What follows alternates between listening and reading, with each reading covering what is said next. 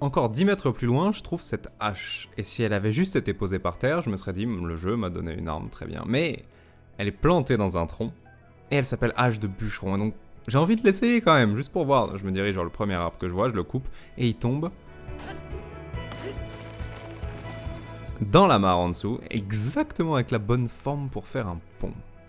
Ce qui me fait me dire, je peux probablement aller sur cette île du coup, et donc je devrais continuer sur l'île d'après, et je sais pas si vous êtes au courant, mais on peut escalader n'importe quelle surface dans ce jeu, et je trouve ma première épée.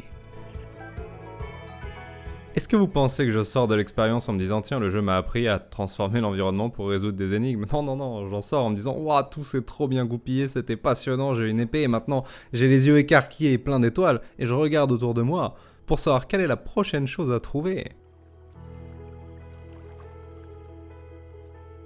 Ça aurait été 100 000 fois plus simple pour eux en termes de charge de travail de me bloquer 10 minutes dans un didacticiel et de m'apprendre tout ça.